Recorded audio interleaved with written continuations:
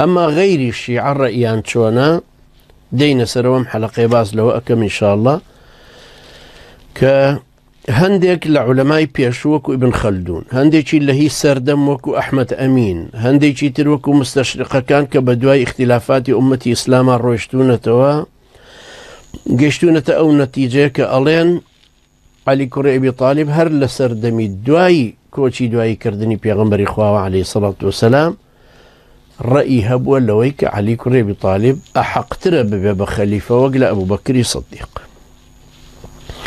أما نشكناهم بردن بمشيوية لسريع النوسيوة ابن خلدون هروها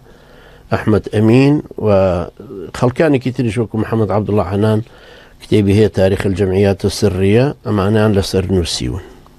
هروها دكتور علي خربطلي كابر أجي يسارية وجلس زور اعتمادي ناكرة تسر بلام بقشتي أمانو مستشرقة كانيش أوان نوسيوة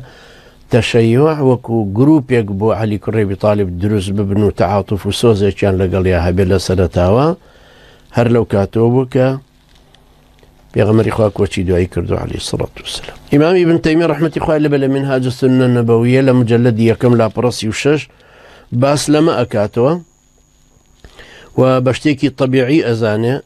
الله تشنك خو كاتا كوما لخلشي شهبون كالرأي أنا دابا سعدي كري عبادة كخلشي مدينة كسانك كالرأي أنا دابا سعدي كري عبادة وكسانك كتربلان علي كري أبي طالب أحق ترى كسانك كتربلان أبو بكر أحق ترى شتيكي طبيعي وكو ابن تيمية رحمة الله اللي بيفرمه ما انفصلوا حتى اتفقوا ومثل هذا لا يعد نزاعا آراء كان ينجاواز بو بلام لو شونا جدا نبونه ليكتريها تاوكو بيعتا كان لأبو بكر صديق خوالي الرازي بيدا كوابو هرهمويان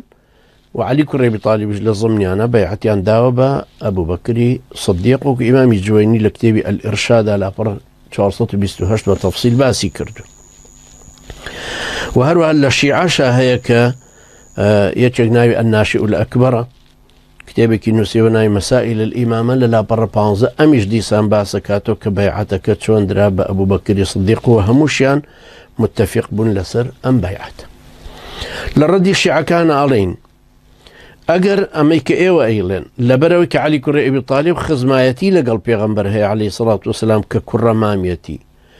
ولم سردمش الشيعة دروز بوبي وأيش أحق تربوبي بوي كببا خليفة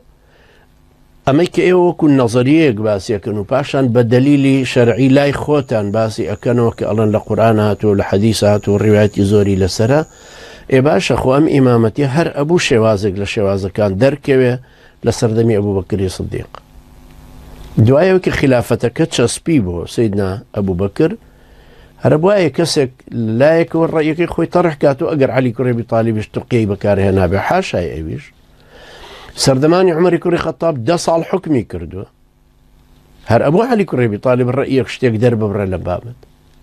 بلام ديارة ما هيش دليلك لسر أمنية چونك أوكاتك همويان كوبونو لكبركي سقيفة بني ساعدة بابلين اللي كوبونو بيعتك دراوك وتأي بهات نقطة يجي ترويك هالويستي سيدنا علي خوالي الرازي به لأبو بكر وعمر خواليان رازي به ديسان بدرجاي تاريخ ومدح كردنكاني هموي رواياتي شيعة وسني هي كسيدنا علي مدحي أبو بكر وعمرك باشا بوشي أجر أمانة منافق بون حاشايان بوشي علي كري أبي طالب مدحي منافقي شينا كرت عبد الله كري وبي كري سلول يا هر منافقي شيتر لو ناوانيك معروف بون وخلش جيزاني كوا أمانة منافقة كان ديارة سيدنا علي جاوزي خصوة نواني أبو بكر متقي لأخواتر سو عمري كري خطابي جوامير وبرقر الإسلام وكلا منافق سيدنا علي خوالي رازي بكو إمام ابن تيمية رحمة خوالي بها فرمه لهشتار رقا والروايات هاتوا كسيدنا علي لسر منبري كوفة فرموي خير هذه الأمة بعد نبيها أبو بكر ثم عمر باشترين كسكي أم أمة لدواي بيغمبركي أبو بكر باشان عمر للرواية تري بخارية هاتوا أفرمي أخبرنا سفيان حدثنا جامع بن أبي راشد حدثنا أبو يعلى عن محمد بن الحنفية ككري علي كري أبي طالب لداي تري غير فاطمة قلت لأبي بباوكم عرزي باوكم ممكرت محمد كري حنفية فرمي وتم أي الناس خير بعد رسول الله صلى الله عليه وسلم تشي لدواي بيغمبر إخوة عليه الصلاة والسلام تشاكترين كسا قال أبو بكر فرمي أبو بكر قلت ثم من باشا أنت قال عمر وخشيت أن يقول عثمان قلت ثم أنت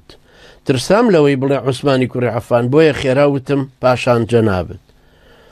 قال ما أنا إلا رجل من المسلمين فرمي من يشكم لو مسلمانان وأم روايتش للاي بخارية لفضائل الصحابة فضل أبو بكر الصديق لمجلد حوتم لا بر بيستباسي كردوا و إمام ابن تيمية رحمة الله عليه بكتعليق لسر أمر رواية داوت ولا فتاوى مجلد تشوارم لا بر جوارصة حوتا جوارصة هشت لسر أم الدواوى أروح لا منهاج السنة النبوية مجلد تشوارم لا بر صوت سي وحود وسط سي وهشت ديسان لما الدواوى فرميتي وهذا يقوله لابنه الذي لا يتقيه أما والامي كركي خوي داوتو خولي ناترسي حتى تقيا بكاربيني لشويني شي ترنبوا وحاشا سيدنا علي تقيا بكاربيني وبترسي لو حق بيانك شكو ناكري باشا قريو بيت انواع امامي شي معصومة شون حق شارته خالي شي تروي كالشيعة لسردمي ابو بكر وعمره لسردمي عثماني كري عفان شهيد جور باسي شينيه كازنالي جماعتك يا الشيعة أجر لو سردما وترى بباشا أم مجموعة خلق تأيدي سيدنا علي أنكردو أو مجموعة تأيدي سعد كري عبادة أنكردو أو مجموعة تأيدي سيدنا أبو بكر أنكردو اشتيكي طبيعية روكو ابن تيمية فروي تعددت الآراء لهم بشرة كمعصومين أما اشتيكي طبيعية لزماني إيمشو كونترو كونترين اشتاقت أبو زمنها هروابوا إترتشون أو تريكا لدواي بيغمر إخوة عليه الصلاة والسلام أم تشيع دروس بو أبي باش قرينو سروا أو الروايات عنك أما أسل بيانا وأتشس بيانا تشين روايتي كم هي يعقوبية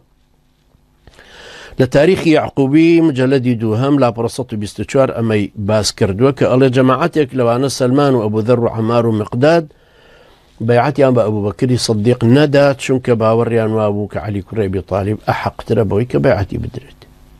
باش أقر بينو سير كين بزانين يعقوبي خوي شيء يعقوبي خوي شيعة خوي ميولي بلاي أو أنا ومتأخرين الشيء يعني خوك وطبريني لبيشتر زمنك أبو بك بسند ونسيبتي إمامي الطبري هم مشتكاني بسند ونسيب بويا إمام ابن العربي لكتابي العواصم من القواصم أفرمي للروايات مسعودي وفلان في سار ورمقرن للروايات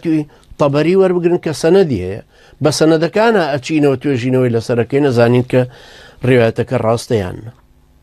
كوابو هي يعقوبي بيوست أو حضري اللي بكرك زياتر ميلي بلاي تشيعك يا الرشتو